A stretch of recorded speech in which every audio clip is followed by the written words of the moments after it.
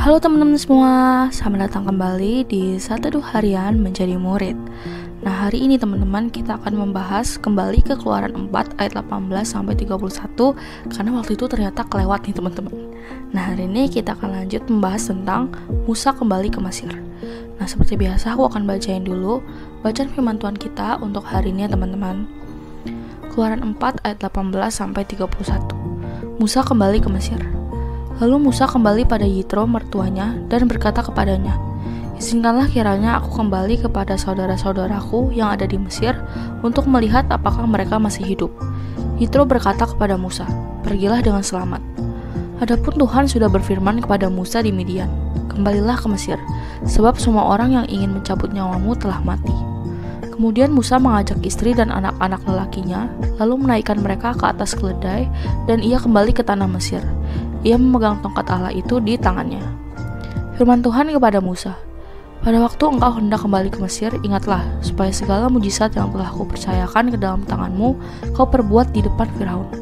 Tetapi aku akan mengeraskan hatinya, sehingga ia tidak membiarkan bangsa itu pergi. Maka engkau harus berkata kepada Firaun, beginilah firman Tuhan, Israel adalah anakku yang sulung. Sebab itu aku berfirman kepadamu, biarkanlah anakku itu pergi, supaya ia beribadah kepadaku. Jika engkau tidak mau melepaskannya, maka aku akan membunuh anak lelakimu, anakmu yang sulung." Tetapi di tengah jalan, di suatu tempat bermalam, Tuhan mendatangi Musa dan berusaha untuk membunuhnya. Lalu Sipora mengambil pisau batu, memotong kulit khitan anaknya, kemudian menyentuh kaki Musa dengan kulit itu sambil berkata, "Sesungguhnya engkau pengantin darah bagiku." Oleh karena itu Tuhan membiarkan Musa, pengantin darah, ke atas Sipora waktu itu, sehubungan dengan sunat.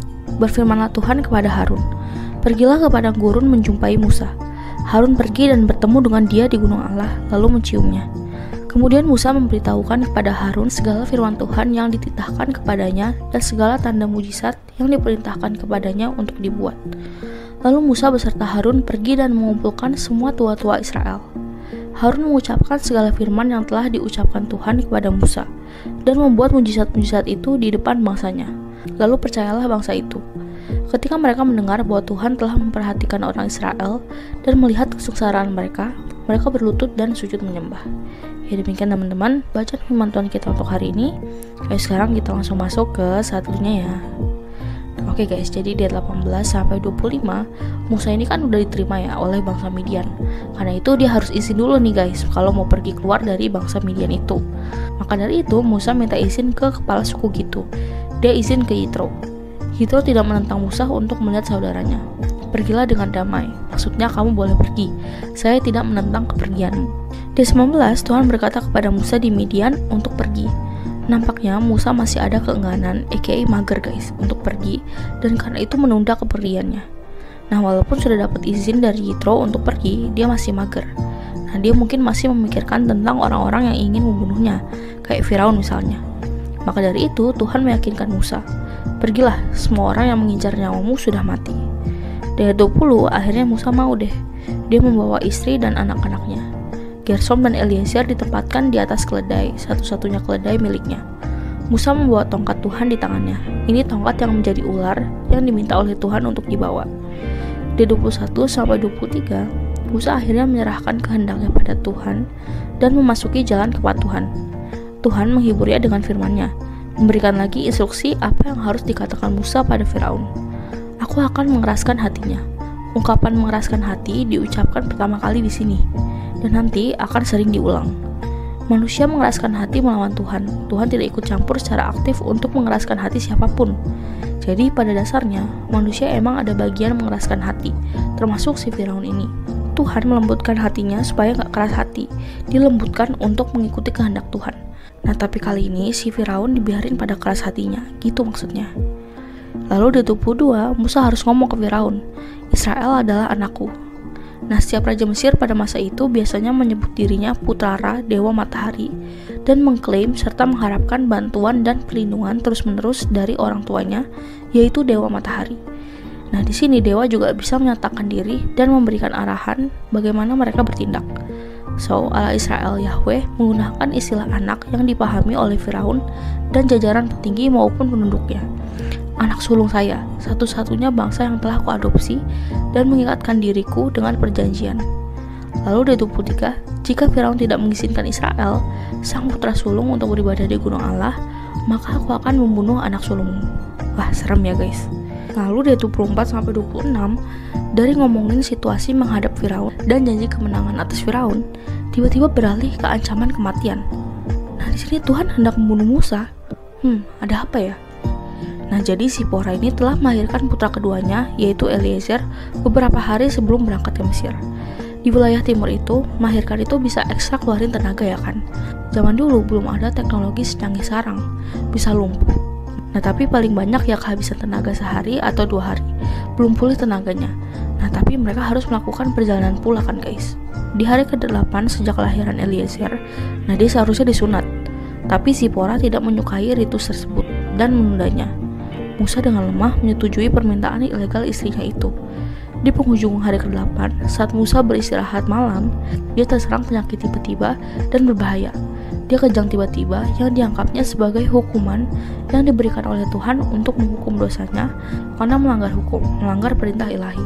Zipora memahami situasi itu. Nah, karena suaminya sakit, gak bisa melakukan upacara, Zipora sendiri yang turun tangan.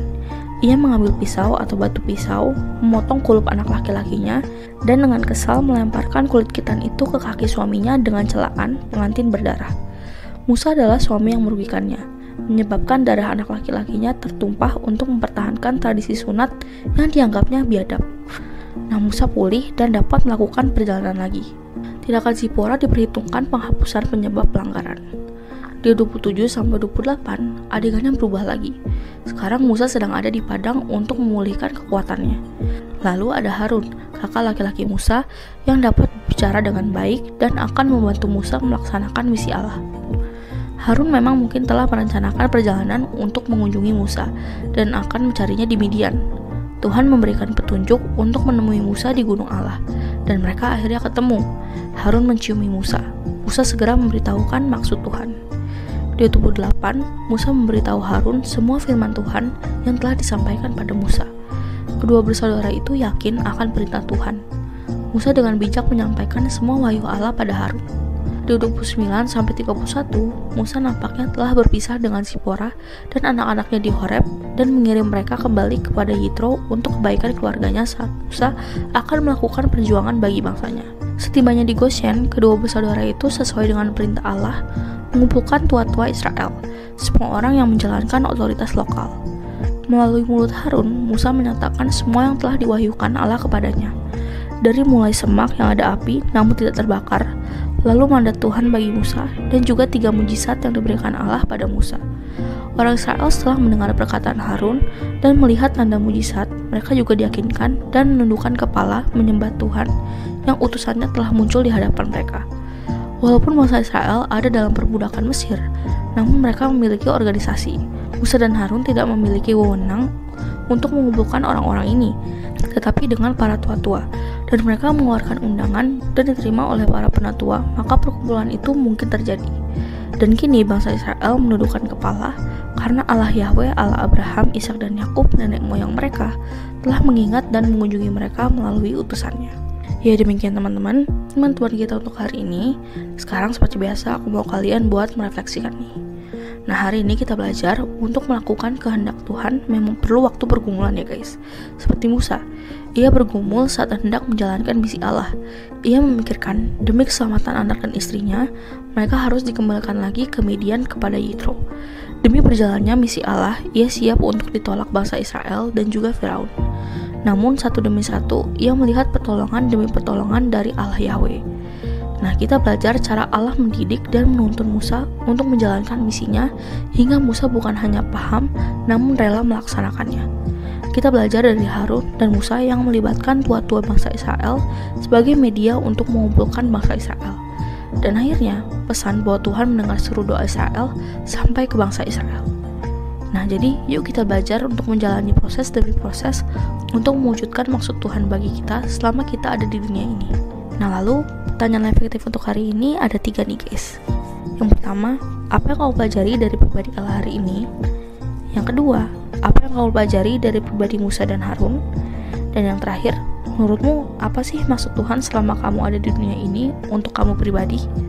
Seperti biasa, teman-teman boleh jawab sendiri, atau kalau mau komen di bawah jawaban kalian juga boleh banget guys.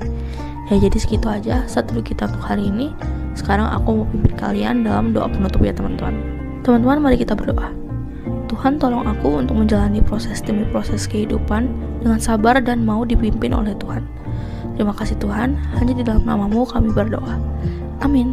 Tetap semangat guys, Tuhan Yesus beserta kita. Thank you for watching and see you in the next video. Bye-bye.